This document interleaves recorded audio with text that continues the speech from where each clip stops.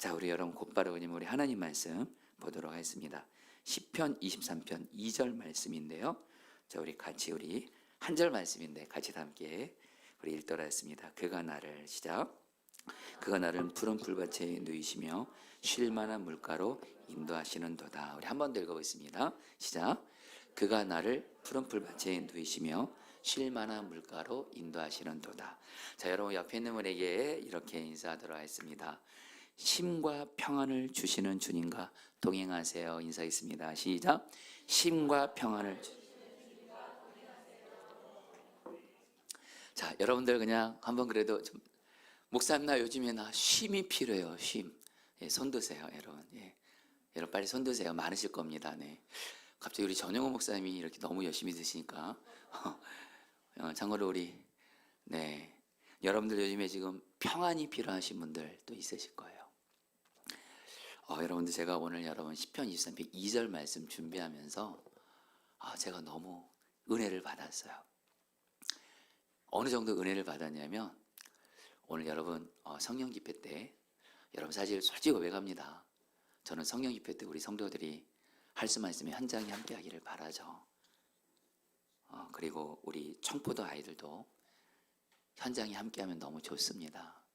이렇게 만약에 좀 그러지 못하면 안타까움도 있지만, 그런데 여러분 그건 있어요. 사실 집회 때 성도들이나 아이들이 많이 오면 좋죠. 그렇죠? 근데 항상 그렇지만은 않은 것 같아요. 환경과 상황은 늘 바뀌는 것 같아요. 근데 제가 설교자로 설교를 준비하면서 내가 너무 큰 은혜를 받고 있는 거예요. 그러면 어떤 마음이 드냐면 성도들이 많이 오시든 적게 오시든 이미 말씀으로 은혜를 받으니까 그것으로 충분해요. 할렐루야. 여러분 오늘 말씀이 좀 저에게 좀 그랬어요. 여러분들 좀 결론부터 말씀드립니다. 오늘 선한 목자이신 주님께서 저와 여러분들에게 쉼과 평안을 주시기를 축복합니다. 그리고 주님이 주실 거예요. 여러분 제가 최근에 엠마오 가는 길을 우리 이번에 다녀왔어요. 우리 3박 4일 동안 신경영 목사님도 같이 가셨고, 이번에 저희 교회 다혜자매랑 최윤 집사님이 같이 다녀왔고, 또 우리 한은현 집사님이 섬기는 분으로 다녀왔는데, 여러분 저에게는 엠마오 가는 길 아직 경험하지 않으신 우리 성도들도 있지만, 여러분 저는 엠마오 가는 길이 제 인생의 터닝 포인트였어요. 신앙에 있어서. 그래서 그 엠마오 가는 길에 있는 프로그램들을 이렇게 몇 개는 공개하는 게 비밀이에요. 그런데 분명한 건 엠마오 가는 길 가면 영적으로도 내가 쉼과 평안과 회복과 충만을 누려요. 그리고 엠마오 가는 길을 가면 일단 잘 먹여요. 할렐루야. 엄청 잘 먹입니다. 그리고 또 이렇게 정말 여러 면에서 여러분들 그 육적으로도 쉼과 그런 회복을 주는 그런 시간들이 있어요. 그리고 여러분에게 고백하면 저는 엠마오 가는 길을 참 제가 좋아하는 게, 거기 가면 거기에 목회자들이랑 성도들이 그 교회도 다르고 교파도 다른데요.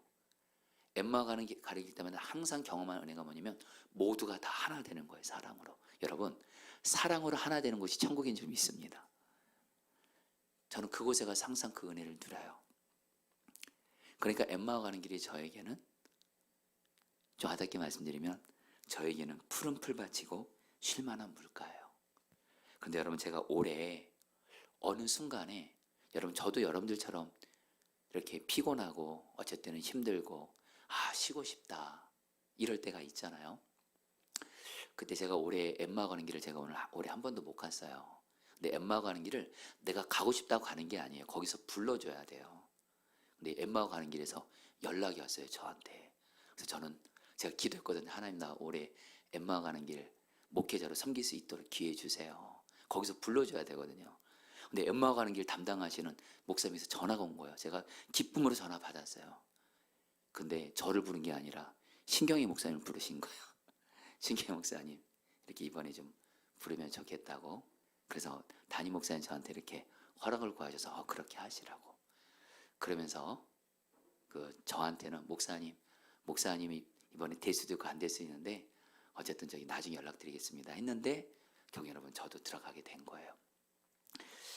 여러분에게 제가 다 나눌 수는 없지만 엠마오 가는 길을 제가 있으면서 제가 정말 그 선한 목자인 주님께서 저에게 푸른 풀밭과 실만한 물가로 인도하신 은혜를 경험하고 왔어요.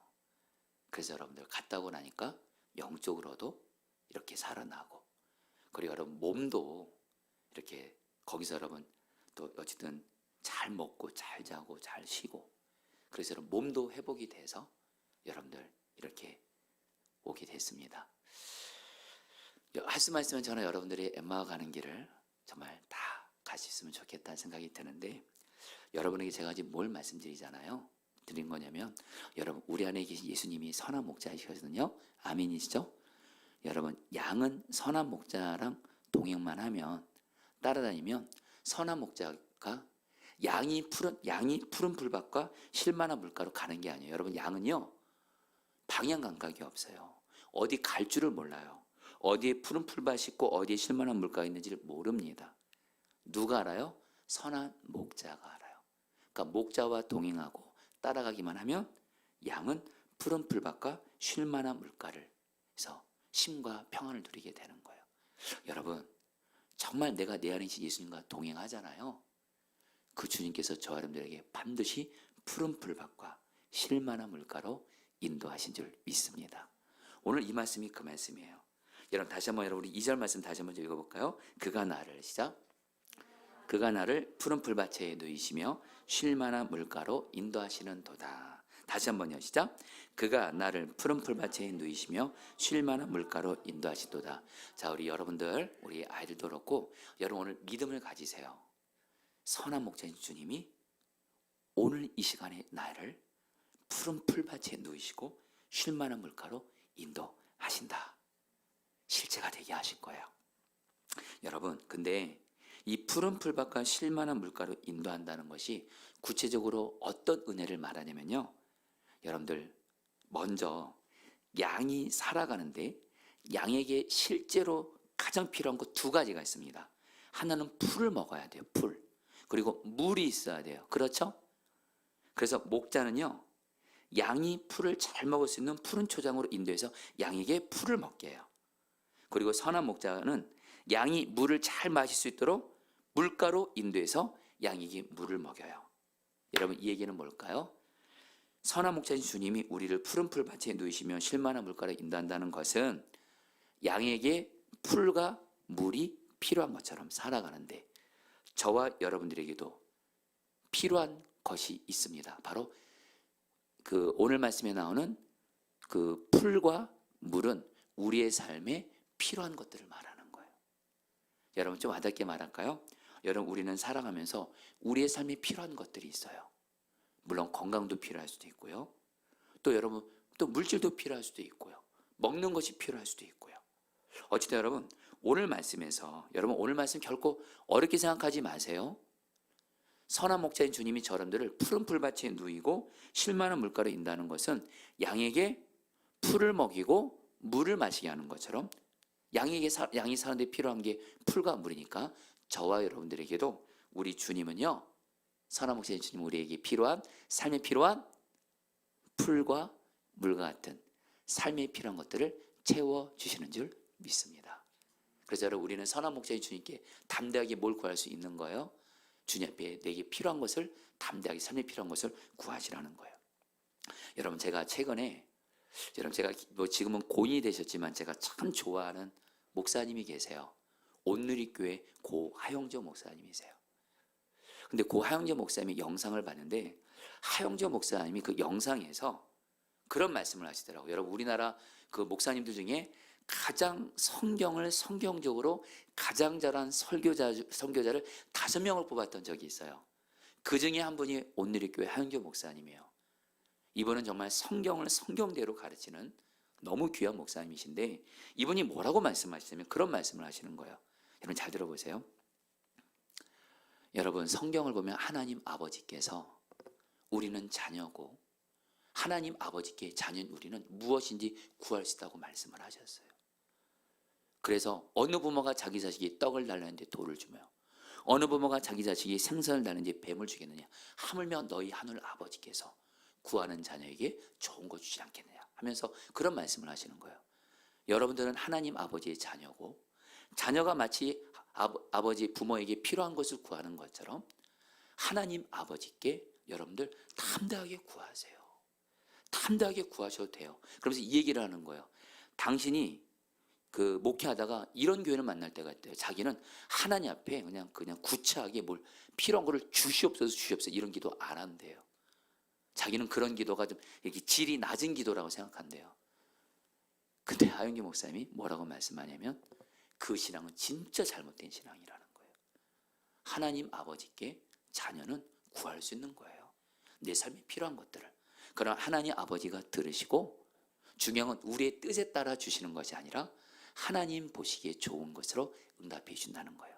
여러분 기도할 때 하나님 앞에 여러분들 막 두려워하고 막 이거 하나님의 뜻인지 아닌지 모르고 여러분 정말 중요한 건요. 하나님이 우리의 아버지세요. 아빠세요.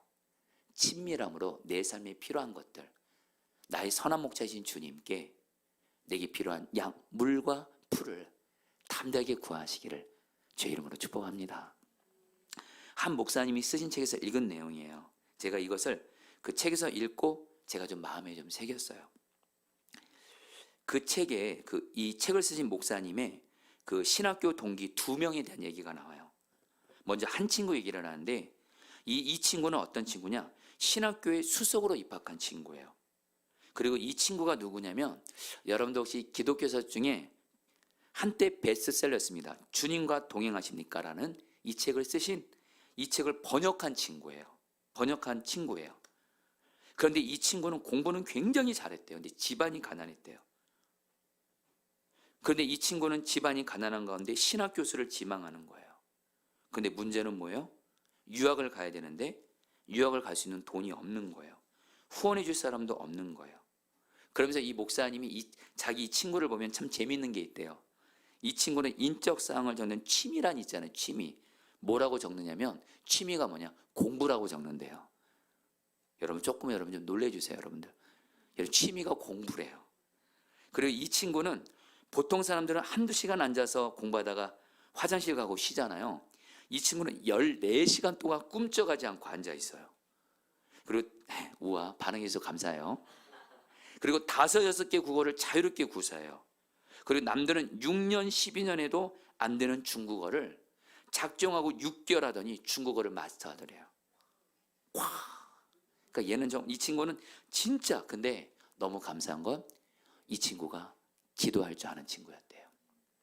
어차피 집에서 유학 갈 돈은 안 되니까 기도하는 중에 하나님이 이런 마음이시래요. 하나님 아버지가 나를 돈 없어서 공부 못 시켰냐. 이런 마음이 들면서 이 목사님의 친구가 1년 동안을 하나님 앞에 작정하며 기도합니다. 하나님이 자기에게 공부의 은사를 주었는데 집이 가난하니까 하나님께 기도를 해요. 1년 동안을. 그리고 나서 1년 후에 네덜란드의 어떤 교수님이 이 친구를 박사과정까지 학비도 주고 생활비도 주고 용돈도 주고 심지어는 이 친구의 아내의 생활비까지 주는 파격적인 조건으로 박사학위를 받으러 유학하게 됩니다. 할렐루야. 그래서 여러분들 경영 공부의 길을 확 열어줘요. 그러면서 이 목사님이 그 책에서 그래요. 자기 친구 이 친구를 보면서 결국엔 기도하면 하나님이 우리의 삶의 피로 길을 열어주시는구나. 그런데 또 한 친구가 있더래요. 이 친구도 경제적으로 어려웠대요. 공부도 좀 했던 것 같아요. 근데 이 친구는 기도는 별로 안 해요. 여기저기 뛰어다니면서 모금하고 다니는 거예요. 그런데 아직도 유학 못 가고 모금하고 있대요. 그러면서 목사님이 하는 말이 결국에는 하나님께서는 기도하는 자, 삶의 필요를 가지고 하나님께 기도하는 자에게 결국엔 좋은 거 주신다는 거예요. 여러분 마태복음 7장 9절로 11절 말씀, 여러분 삶의 필요를 구할 때 이 말씀도 꼭 붙드세요. 자, 너희 중에 누가 아들이, 같이 한번 읽어볼까요? 시작. 너희 중에 누가 아들이 떡을 달라는데 돌을 주며 생선을 달라는데 뱀을 줄 사람이 있겠느냐? 너희가 악한 자라도 시작. 너희 11절이자 너희가 악한 자라도 좋은 것으로 자식에게 줄 알거든 하물며 하늘에 계신 너희 아버지께서 구하는 자에게 좋은 것으로 주지 않겠느냐. 자, 성령 따랐습니다. 구하는 자에게 좋은 것으로 주지 않겠느냐. 여러분, 하나님 아버지는 좋으신 분이세요. 저 여러분들의 삶에 필요한 거 하나님 아버지께 담대하게 구하세요. 그러나 여러분들 우리가 꼭 알아야 될 건 하나 있어요. 하나님 아버지는 내가 구하는 대로 주는 건 아니에요.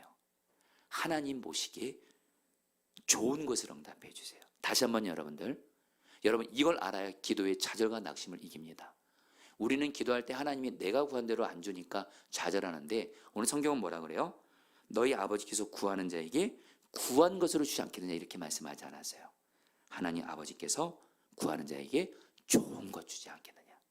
바로 하나님 아버지는 우리가 설령 우리의 뜻대로 기도를 할지라도 하나님은 우리의 기도를 받으셔서 하나님의 뜻대로 우리에게 좋은 것으로 주시는 줄 믿습니다.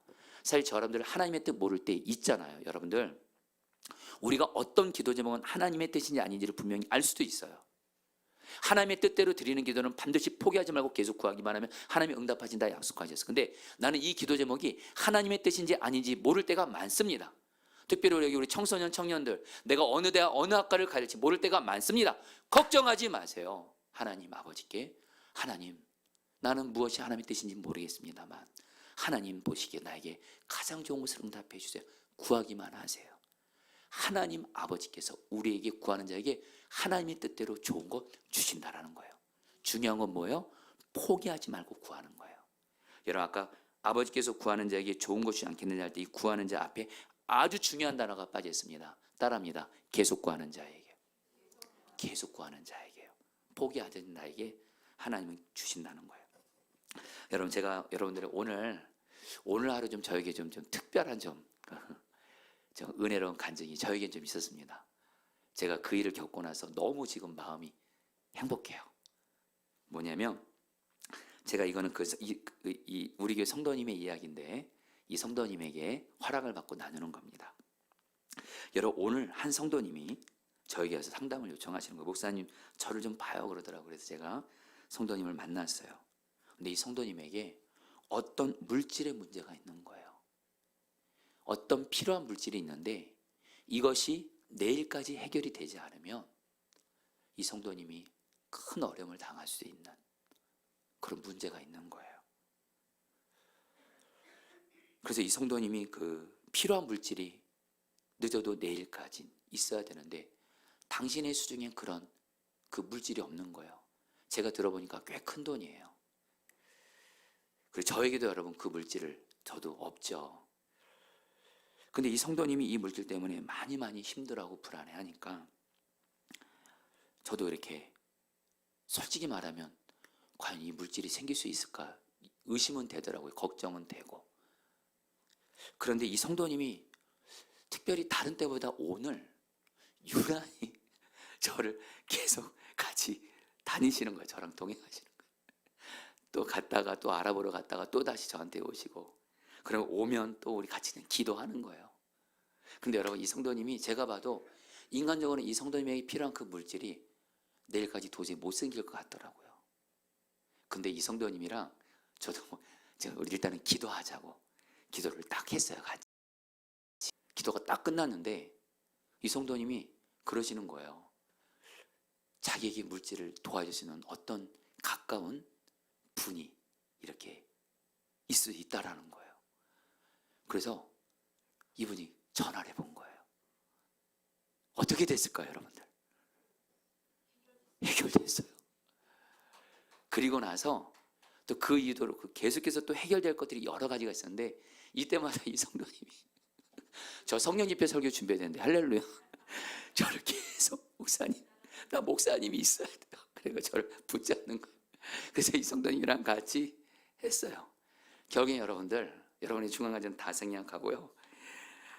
이분에게 필요한 물질이 상당히 큰 액수였거든요. 근데 하나님이 다 해결해 주셨어요. 그래서 내일 그 돈 그냥 이제 보내기만 하면 돼요. 그러니까 여러분들 이 성도님은 이 일 해결하고 나서 어떠세요? 그러니까 나 본인이 좀 힘들다고 하시더라고요. 왜냐면 이것 때문에 마음고생하니까. 근데 저는요, 여러분 그런 경험 있으시죠? 내가 물질로 어려움이 있는데 하나님이 물질을 해결해 주셨어요. 그때 주시는 기쁨이 있잖아요. 오늘 그 성도님의 물질을 해결하신 그 기쁨이 정말 내 기쁨처럼 너무 기뻐서요. 여러분 결론도 말하면 너무너무 제가 기쁜 거예요. 할렐루야. 오늘 여러분들, 제가 여러분들에게 다 나눴었지만 오늘 이 자리에도 계시지만 진짜 이상해요. 그 성도님이 오늘따라 저를 계속 보자는 거예요. 그리고 기회 있을 때마다 기도하자는 거예요. 여러분 진짜로 하니까 하나님이, 왜냐하면 그 성도님의 그 물질이 안 채워지면 너무 큰 어려움을 당하는 일이 있었거든요. 근데 하나님이 채워주셨어요. 따끈따끈한 간증입니다. 여러분 우리 하나님 앞에 아버지께 담대하게 우리에게 필요한 풀과 물을 구합시다. 그러면서 여러분 두 번째로, 여러분 쉴만한 물가랑 푸른 초장이 뭘 의미하는 줄 아세요? 성도님들 보세요. 이 푸른 초장은 말입니다. 여러분 이게 성경을 이래서 공부를 해야 되는 거예요. 이 푸른 초장은요, 단순히 양이 먹을 수 있는 풀이 많이 나 있는 곳을 의미하는 것이 아니에요. 반드시 양이 풀을 먹으려면 광야의 뜨거운 햇빛을 피해서 쉴 수 있는 그늘진 곳에 있어야 돼요. 한마디로 이 푸른 초장은 쉴만한 곳이어야 된다는 거예요. 그래, 여러분 또 쉴만한 물가는 뭐죠? 이것도 뭐예요? 쉼터 같은 곳이에요. 여러분 우리 주님은요, 저와 여러분들에게 마치 목자가 양에게 쉴 수 있는 푸른 초장과 쉴만한 물가로 인도해 주신 것처럼, 성도님들 잘 들으세요. 저런 중에 요즘에 쉬고 싶은 분들이 있을 거예요. 마음도 쉬고 싶고 몸도 쉬고 싶고, 그래서 여행을 가고 싶고. 여러분 여행이 필요 없다는 것이 아니에요. 근데 우리의 삶에 내가 정말 여행을 가고 자연이 좋은 곳에 갈 수 있는 그런 기회들이 자주 있는 건 아니잖아요. 여전히 내 삶은 치열하잖아요. 여전히 가정도 치열하고 직장도 치열하고 학교도 치열하고, 여러분 내 삶의 자리가 여전히 치열하고 내가 해야 할 일들은 여전히 있고 돌봐야 할 사람들이 여전히 있고 그렇잖아요. 그때 저러분들 이 기도를 하시는 거예요. 선호 목자인 주님, 나에게 쉼이 필요합니다. 나를 푸른 초장과 쉴 만한 물가로 나에게 쉼을 주세요. 평안을 주세요. 그런 주님이 저러분들을 반드시 쉼과 평안 있는 곳으로 인도해 주시는 줄 믿습니다. 여러분 필립 켈러라는 목사님은 원래 목자였다가 목사가 된 분이에요.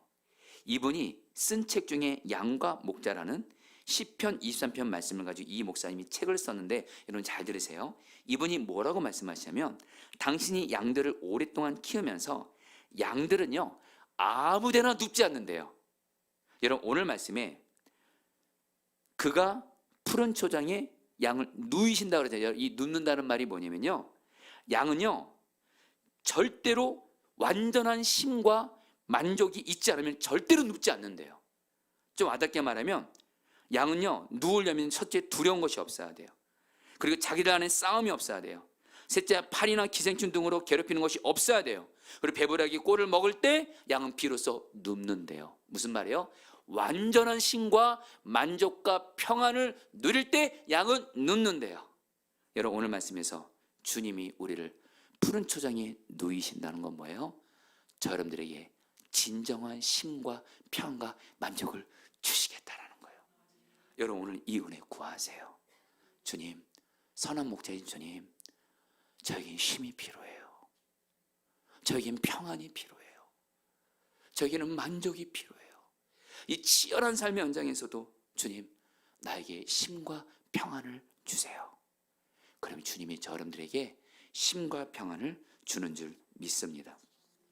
여러분들 요한복음 14장 27절 말씀 곧바로 그냥 볼까요? 평안을 너에게 끼치노니, 이 말씀은 그냥 곧바로 보도록 하겠습니다. 평안을 너에게 끼치노니, 우리 혹시 볼 수 있나요?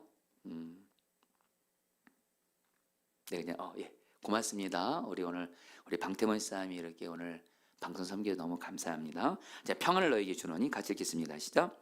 평안을 너에게 끼치노니 곧 나의 평안을 너에게 주노라. 내가 너에게 주는 것은 세상이 주는 것과 같이 아니하니라. 너희는 마음에 근심하지도 말고 두려워하지도 말라. 여러분 예수님께서요 뭐라고 말씀하시냐면 너희들에게 나의 평안을 준다 그래요. 그래서 뭐라고 말씀하시냐면요, 너희가 세상에서 환난을 당하나 내가 너희들에게 평안을 주겠다는 거예요. 여러분, 여기서 성경적인 평안의 의미가 나옵니다. 여러분, 성경적인 평안의 의미는요, 내 삶에 문제가 없어지고 고난이 없어지고, 물론 여러분 이것도 주님이 우리에게 은혜로 주세요. 근데 여러분, 성경에서 말하는 진짜 평안의 의미는 뭔지 아세요? 내 삶에 환난이 있어요. 내 삶에 폭풍우가 몰아쳐요. 근데 이런 가운데 주님이 나에게 평안을 주잖아요. 그럼 우리는 폭풍우 중에도 환난 중에도 평안할 수 있어요. 이 평안이 선한 보시 주님이 여러분들에게 주기를 원하신다라는 거예요. 여러분, 어느 초등학교 선생님이 반 학생들에게 평안을 주제로 그림을 그리게 했어요. 근데 두 작품이 우수한 작품으로 뽑혔어요. 한 작품은 뭐냐면, 이 그림은 쳐다보기만 해도 평안을 느끼는 아름다운 평화로운 풍경이었어요. 어떤 그림이냐, 마을 앞에 잔잔한 시냇가가 흘러요. 그리고 따스한 햇살을 받으면서 삽살개 한 마리가 초가집 마당에서 한가라이 졸고 있는 거예요. 평안. 여러분, 상상이 되시나요? 그런데 이 그림뿐만이 아니라 또 다른 그림이 상을 받았어요. 사실 이 상이 더 주목받았어요. 이 상도 주제가 평안이에요. 근데 이 상이에요. 폭풍우가 무섭게 몰아치는 높은 벼랑이 나오는 거예요. 그리고 높은 벼랑이, 그 깎아지는 그 벼랑의 틈 바구니 속에 깊이 패어진 부분이 있는데, 거기에 누가 있냐면 어미새가 있고, 어미새 품 안에서 새록새록 잠들어 있는 아기새의 모습이 그려지는 거예요. 여러분, 폭풍우는 몰아치더라도 이 아기새는 엄마 새의 품 속에서 평안하게 자고 있는 거예요. 바로 이 두 번째가 성경에서 약속하는 평안입니다. 여러분들, 오늘 이 은혜 다 필요하잖아요. 여러분, 물론 주님은 우리의 삶에 문제도 풀어주면서 우리에게 평안과 기쁨도 주세요. 그러나 그 전에 먼저 받을 은혜가 있어요. 환난 중에도 폭풍우 속에도 주님, 내게 평안을 주세요. 평안이 임하게 될 줄 믿습니다. 여러분, 제가 우리 오늘 말씀 준비하다가 딱 생각난 분이 계세요. 선한 목자이신 주님과 동의하면서 말할 수 없는 환난과 폭풍과 치는 속에도 주님이 주시는 평안으로 평안을 누렸던 한 사람이 딱 설교 준비하다가 생각이 난 거예요. 이 사람의 이름은 호레이시오 스페포드라는 사람인데, 이 사람이 누구냐면 세계적인 전도자, 여러분 D.L. 무디라고 들어보셨나요? 100만 명의 영혼을 전도했다는 이 무디와 절친한 친구입니다. 이 스페포드라는 사람은. 이 스페포드는 교회에서 회계 집사였고요, 주일학교 교사로 열심히 섬기면서 독실한 신앙인이었어요. 그리고 당시 성공한 변호사였습니다. 그런데 1871년 시카고 대화재 때 스페포드는 전 재산을 잃게 됩니다. 당시 그의 나이 43세였어요. 그런데 이 재난이 일어나기 직전에 또 어떤 어려움을 당하냐? 급성 전염성 피부 질환으로 해서 첫째 아들이 세상을 떠나게 됩니다.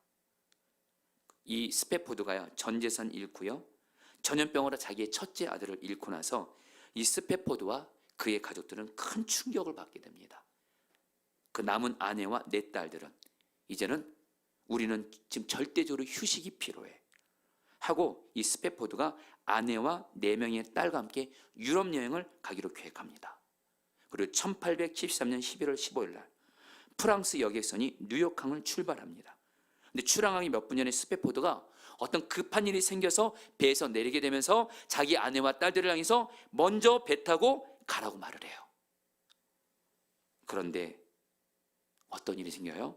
아내와 네 딸이 탄 그 배가 대서양 한가운데서 영국 철갑선과 정면으로 충돌하게 되면서 스페포드의 딸들, 4명의 딸들이 여기는 다 생명을 잃게 돼요.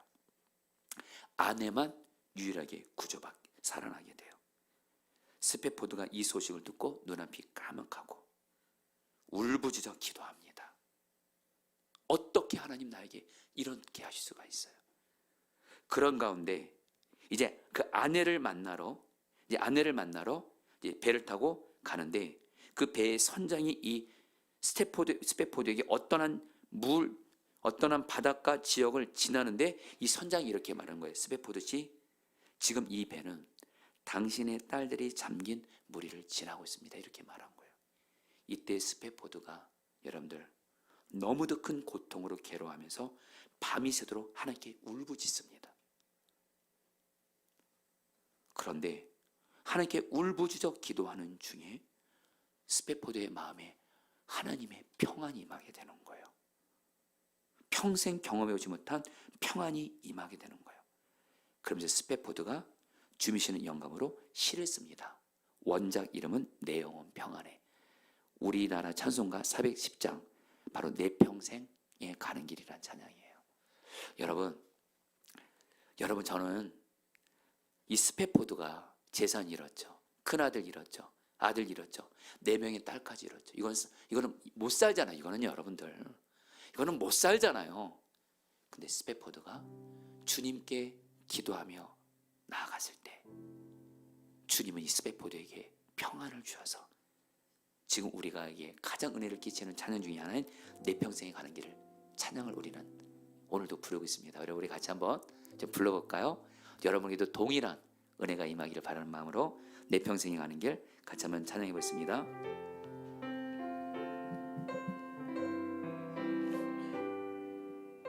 내 평생에 가는 길 순탄하여 늘 잔잔한 강 같든지 급풍 바로 무섭고 어렵든지 나의 영혼은 늘 내 영혼 평안을 고백합니다. 내 영혼 평안해. 내 영혼 평안해. 저 마귀는 기는 우리를 삼키려고 입 벌리고 달려와도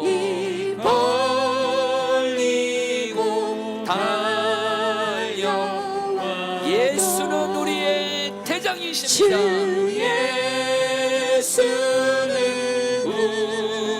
우리의 대장 되는 끝내 싸워서 이기리라.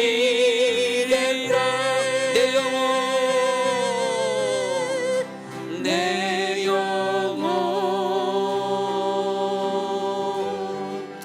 평안해. 내 영혼 평안해. 내 지은죄 주홍빛 같더라도 내 지은죄 주홍빛 같더라도 주 예수께 닿으려면 주 예수께 닿으려면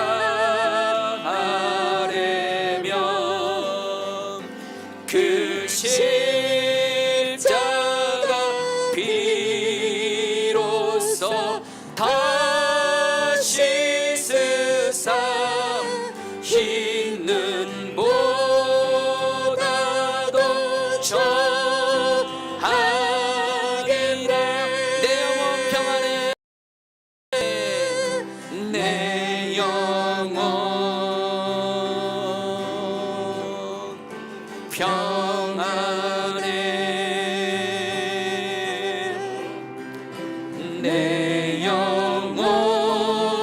내 영혼 평안해. 저 공중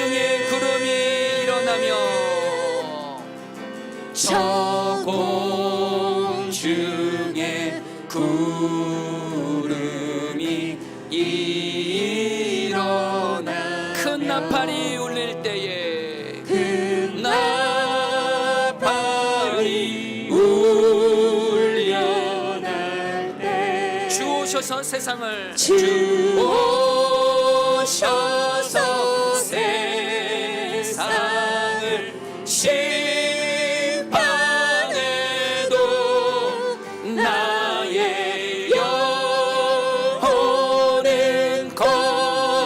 없으리 내 영혼 평안에 선포합니다. 내 영혼 평안에 내 영혼 내 영혼 평안해. 할렐루야. 여러분들, 성경에서 이 평안이라는 단어가 원어로 에이레네인데요. 여러분, 이 말이 무슨 뜻이냐면 여러분 잘 들어보시고 이제 말씀을 마무리해 볼까요? 이 평안이란 말이 원어로 에이레네인데 이것은 외적으로 상황적으로 아무런 문제, 고통이 없던 것을 말하지 않아요.